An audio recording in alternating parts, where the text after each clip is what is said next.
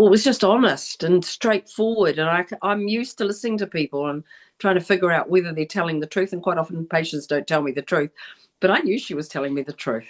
It was the truth that she'd experienced.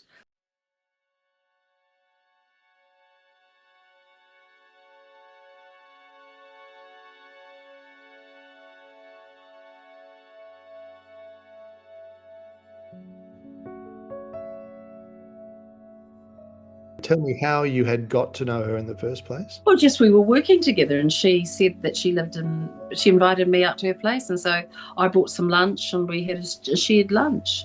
You know, I said I was going up to see my nephews up in Byron Bay. We just hit it off.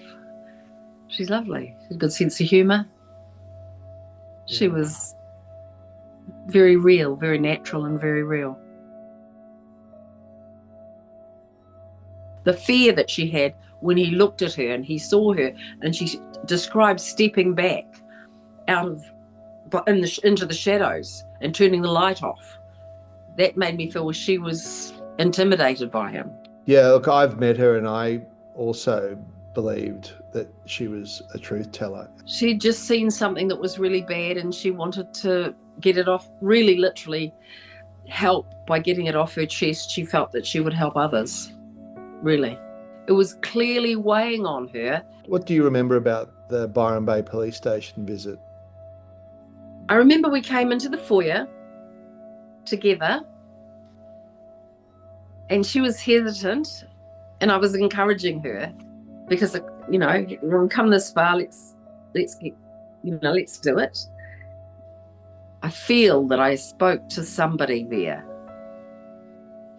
but just gave a very brief synopsis. I said a person may have witnessed a murder or something like that. And she was the one who had the information. I think we parted there at the police station. We said goodbye, and that's the feeling. And then I took off, and then I never saw her again.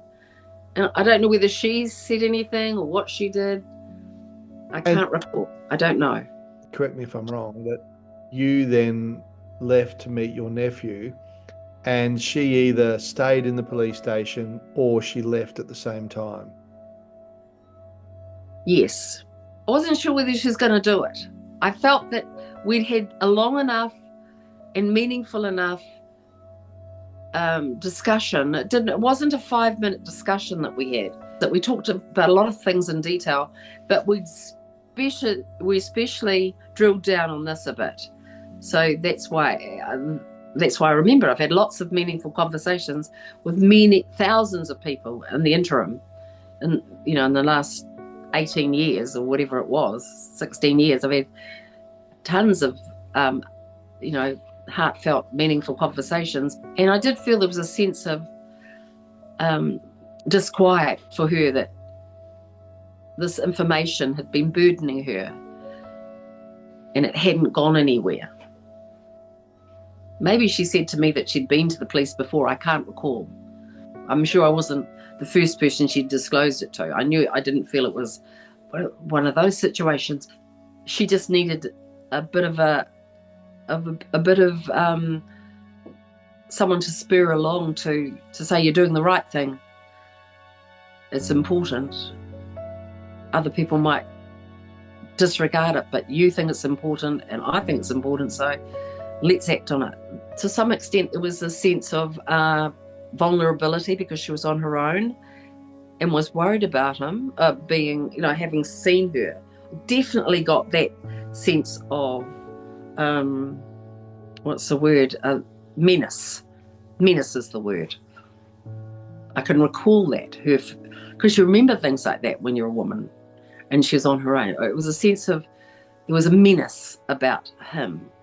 And when she found out that the wife was missing, I think she didn't want to say too much in case she was, because he saw her. She saw that, I can understand people feeling like that.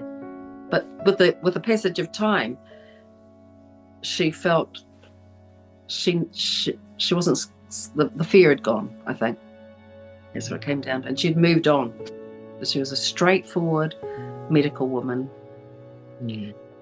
and not certainly not a drama queen, nothing like that.